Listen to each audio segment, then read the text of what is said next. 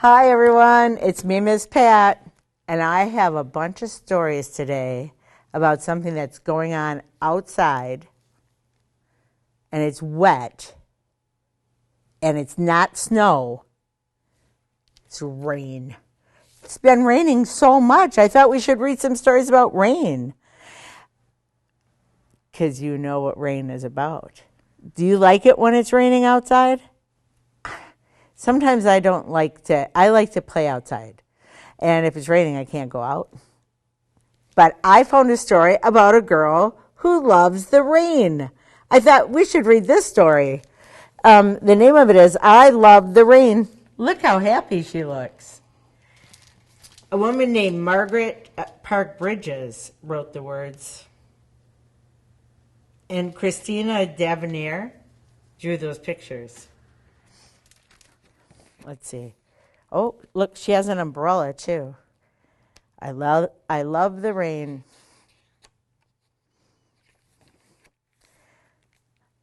Oh, wait, this word says, I hate rain. That's what I said when I waited for the bus home. I huddle under my umbrella, but Sophie turns hers upside down. You're all wet, I say. What's so great about being dry? I think that must be Sophie. Look at that puddle, Molly. It's a face. Oh, look, she can see her face in the puddle. It's a face with raindrop freckles. I say. And see the shiny wet street? Doesn't it remind you of your best black party shoes? Maybe, I say. This girl does like the rain. Look, she's like kicking. Very happy. And the leaves floating down the gutter, they're like little runaway rafts. I look really hard. Rafts for ants, I ask. Yes, ants riding the rapids, heading for the waterfall. Oh, that's the waterfall. They're going to go down the gutter. Inside the bus, we watch the raindrops race down the windows. Ladies and gentlemen, start your engines. Vroom. Look, the artist made them look like race cars.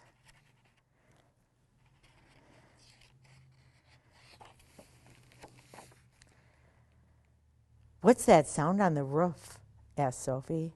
Tap dancers? I jump in, a whole chorus line on a stage above us. Do you think there's really people dancing? Or do you think that the rain sounds like dancing?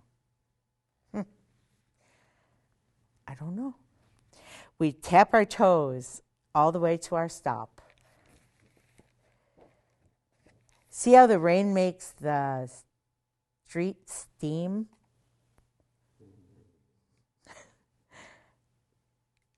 Like plates of fresh hot pasta. Sophie licks her lips. What's for dessert? I don't know. Rain for dessert, maybe? What do you think? Sugar cookies, I say, with sprinkles. Look at the leaf with the sprinkles of rain. The raindrops fell on my face like a confetti in a parade. We're band leaders, Molly, and the crowd is cheering. We begin to sing, Sun, sun, go away. The rain feels like kisses from the sky, Sophie giggles. Or kisses from my mother. But not a slurpy kiss from Rufus. Rufus must be the dog. He has slurpy kisses. Careful, girls. You're going to get all wet. Uh-oh. I wonder what this decision was about. They're standing at the edge of the puddle on this page. And on this page, it looks like they're in the puddle. What's so great about being dry, I say?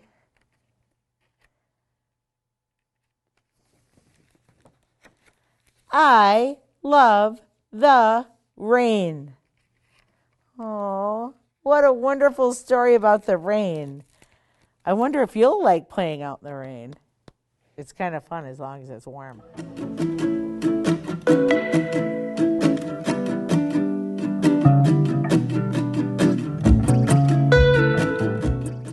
You know, we just read a story about the girls that loved the rain.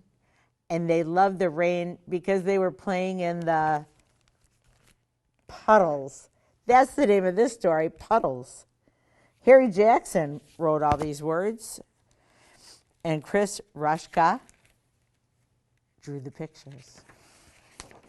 The name of the book is Puddle. Oh, look at these illustrations. The pictures that Mr. Rushka drew are beautiful.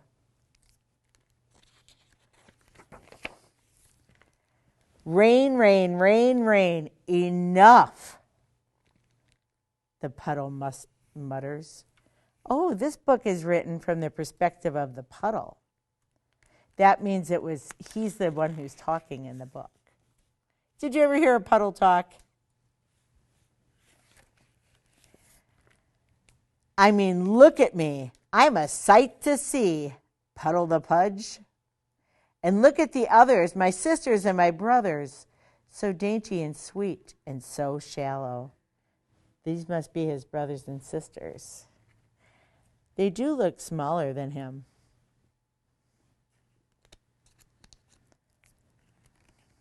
I never knew that puddles had sisters and brothers.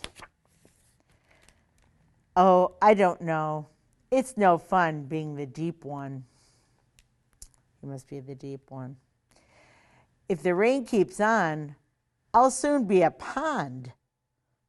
I'll soon swoosh. That's what that word says, swoosh. A seagull swoops in. Oh, man. There's the puddle, and there's the seagull.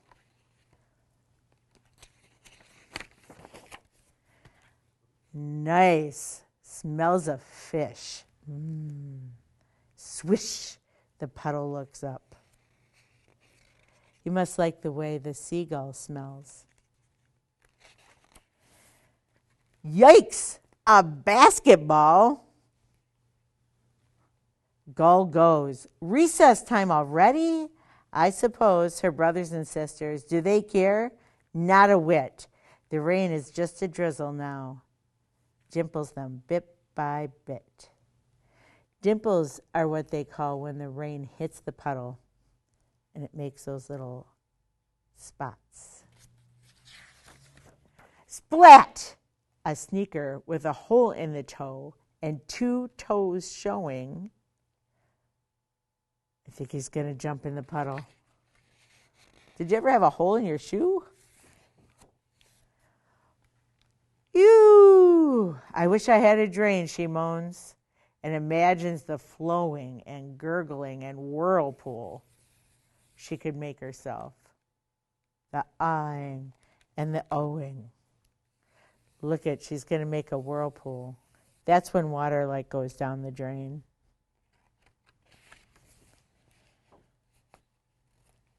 Splash! 4 paws. Oh no! This smells like a wet poodle. Oh, I wonder if that smells good or bad. No piddle, Puddle cries. No, no, no. I can see the dog in the reflection in the puddle. Too late. Oh, that's just swell. Did they see all the others?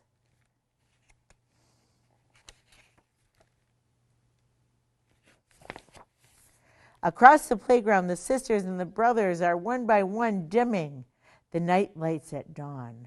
winking out, drying up. Then something happens. In sudden sunshine, is the sun coming out? Look at all the colors that are happening. Puddle is alone. There he is. Finally, a bell rings. Bring. Feet, repeat, feet, repeat, feet, feet, feet, feet, feet.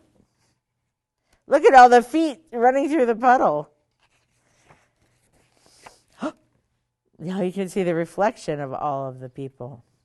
Hold it, Puddles shouts. But who has heard? Still children halt. Hands point to the puddle and look overhead. Then at herself, she says, "Oh my word." And Puddle blushes red. What do you think is making that puddle turn red? Do you have any ideas? And orange and yellow, green, blue, violet, echoing the sky. Applause, applause, a chorus of ohs and ahs. She is indeed a sight to see. She is our puddle. Look at all the colors from the sky. A small girl in Mary Jane's, that's the kind of shoes she's wearing, remains. She reaches out to Puddle. "Look," the girl said, as she sees the colors shiver and shimmer, one by one. Boy, look at how beautiful the puddle is.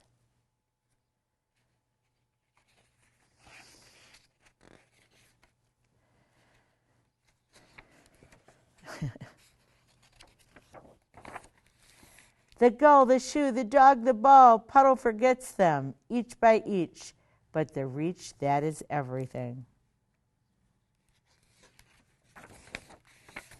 That is all. Rain, rain, rain. The end. That was an interesting book about puddles. I guess I never really thought about how a puddle sees the sky. I'm glad we were able to read about puddles today. When we come back, I have a book about plants. It's so great.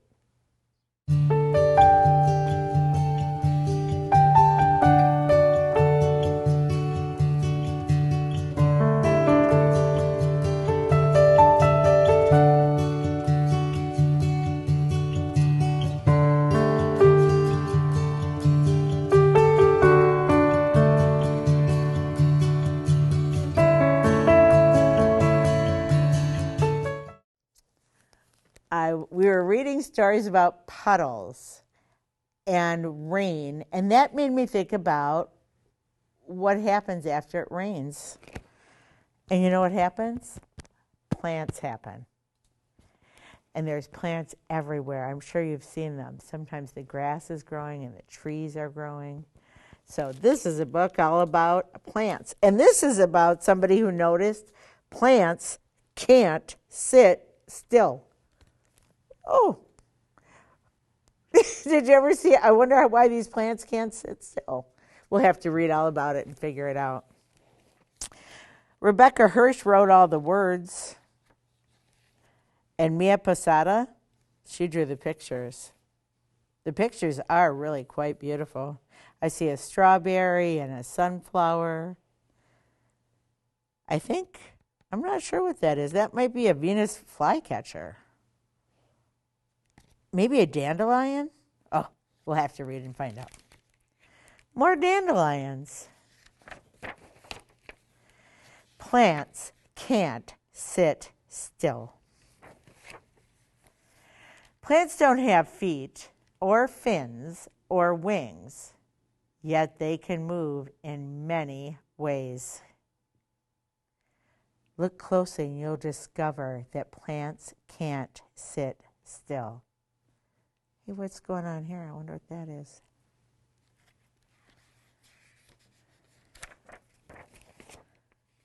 Plants can wiggle as seedlings start to grow. They squirm out of the spring soil. They unfold their leaves and they reach for the warmth and the light. Look at this, started out as a seed, and then it got to be a seedling, and then it grew a flower, and then it got seeds. Oh, look at the bird. The bird is eating the seed.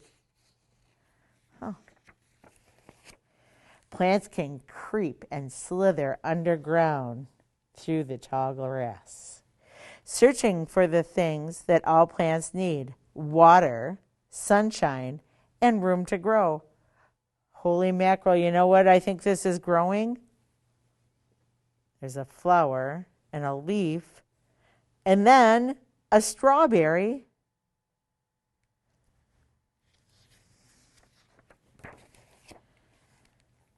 As they search, plants can climb a fence. See them climbing up this fence? You can kind of see the fence behind them.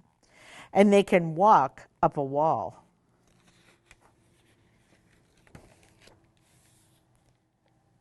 Plants can hide from a hungry grasshopper. Oh. Or surprise a fly. Snap. It's a Venus flycatcher. Look it's a plant that eats flies. Some plants sleep at night with their leaves nodding down and their flowers folding up.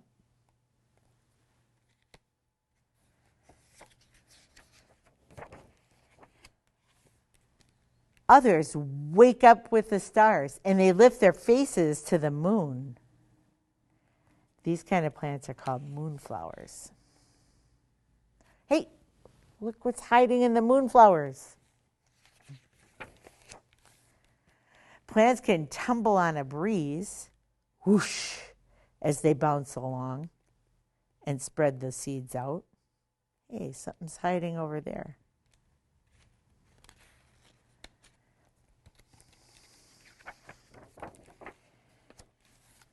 A seed is a plant built for travel. Seeds can whirl like helicopters, float on parachutes, or glide on papery wings, but they can't sit still. They hitchhike on your sock. Oh, I've had those on my sock before. Or on a fox's bushy tail. They can take a ride inside a bear. Seeds set sail, sploosh, down the rivers, past the swaying trees, and into the wide ocean. That's what they're talking about. Drifting, waiting for all plants and what they need: water, sunshine, and room to grow. Oh, there's one over here too. There's 2, 3.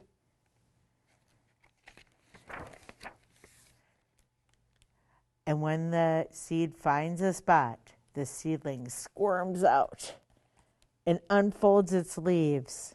It reaches for the warmth and the light, and it keeps moving because plants can't sit still. Oh, look, this is a lot of information about plants. If you ever wanted to read about plants, you could go to a book like this, and it has lots of information. Lots and lots of words.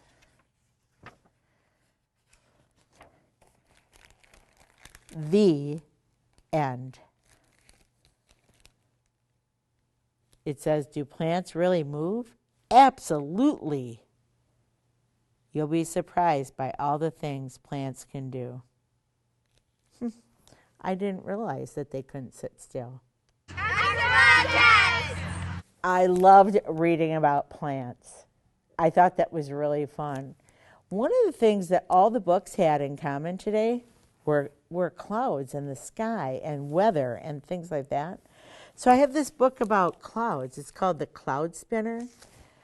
But it looks like it's somebody who's weaving something. So I was so interested in the picture in this book that I have to read it. So you can join me. The Cloud Spinner by Michael Catchpool.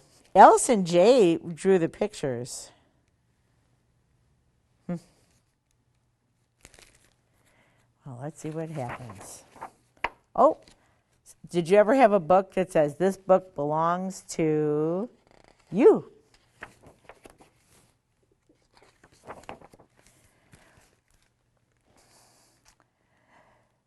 There was once a boy who could weave cloth from the clouds. He had a spinning wheel and a loom at the top of a hill. As the clouds passed with a whir in the wheel, he would spin them into thread, gold in the morning with the rising sun, white in the afternoon, and crimson, that's another word for red, in the evening, just as his mother had taught him. He does. Look, he's sitting on top of a house on top of a hill. And he's using the clouds to spin thread. Then with a clicky-clack of his loom, he would weave thread into cloth. And he worked, he sang. And he sang a tune his mother had taught him. Enough is enough, and not one stitch more. The boy was wise. He spun just enough thread and wove just enough cloth to make 2 scarves. One of pure white he wore over his head when it was hot to protect him from the sun. The other he wore when it was cold. It was a twist and twirl of the gold, white, and crimson. It was as soft as a mouse's touch and warm as roasted chestnuts. His mother had taught him well.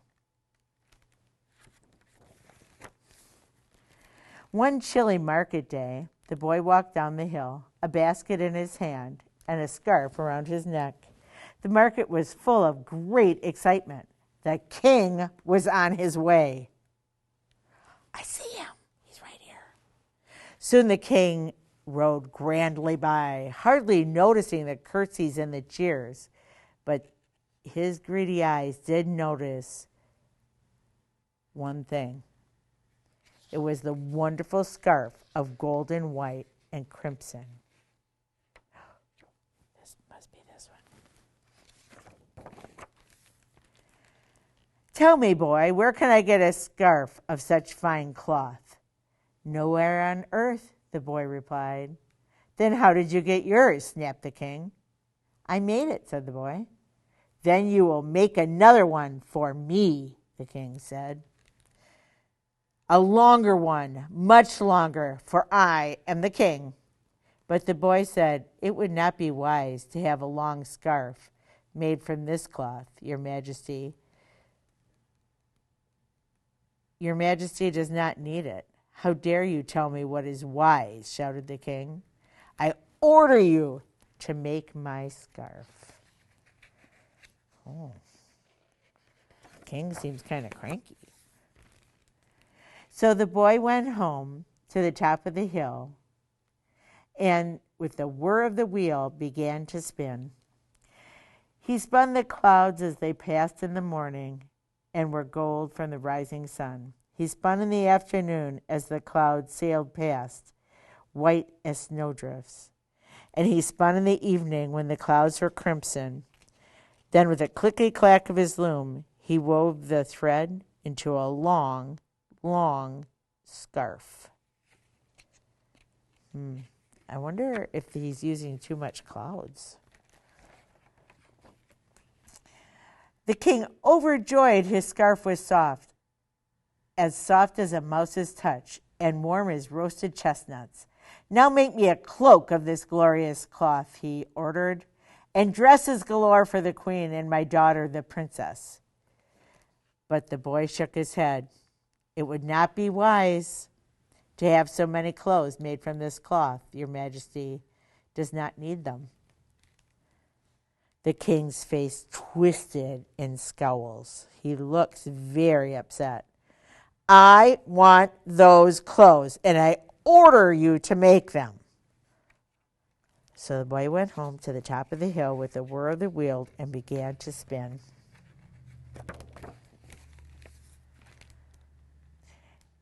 He spun the clouds as they passed by in the morning and were gold as the rising sun. He spun in the afternoon as the clouds sailed past, white as snowdrifts.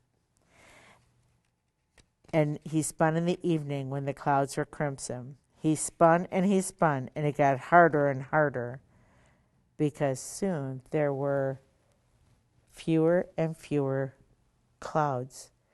Oh, yes, I can see. See how there's many, and then there's just some, and then there's hardly any? Oh, no. Do you think the king is using all the clouds? At last, with a clickety-clack of his loom, the boy began to weave thread into cloth beneath a cloudless sky.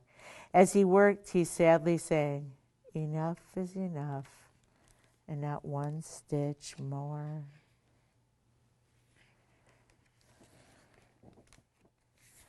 The king was delighted. He put on the wonderful cloak, and the queen and the princess each put on a beautiful flowing dress. Surely, he boasted, there is no other king as magnificent and as wise as me. Not one, said the queen. The princess said nothing.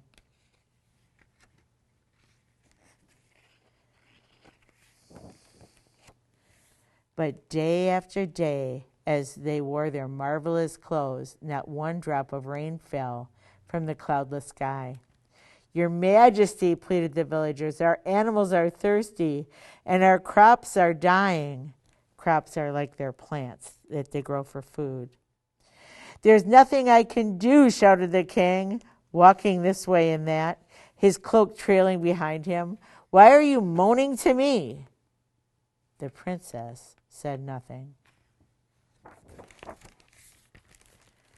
But that evening she quietly slipped out of the palace.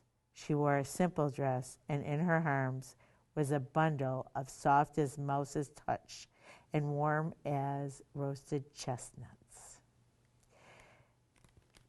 This is the bundle. She crossed the dry and dusty garden and the brown fields beyond and climbed to the top of the hill. I think it's over here. Stepping forward, she knocked at the boy's door. Is it too late to undo what has been done? The boy smiled and said simply, there is still time. Oh, look what he's doing. He's taking her dress.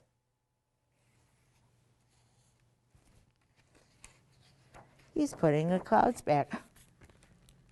When the king awoke the next morning, he could not find his wonderful cloak. The queen could not find her beautiful dresses. They searched the palace for the clothes that the boy had made, but they were gone. I think I know where they are. Well, outside, the villagers danced for joy as the rain began to fall from the clouds in the sky. It rained and rained and rained. The king and queen looked out and wondered. And the princess, with a smile as bright as a rainbow, stood on top of the hill and sang, enough is enough and not one stitch more. Oh, and look, they're friends. The end. I'm so glad you could come and join me today at Read Me a Story. And we could read some stories about plants and rain and weather and the sky. It's especially important because it's becoming spring. Thanks so much, and I can't wait for next time when we read our next set of stories.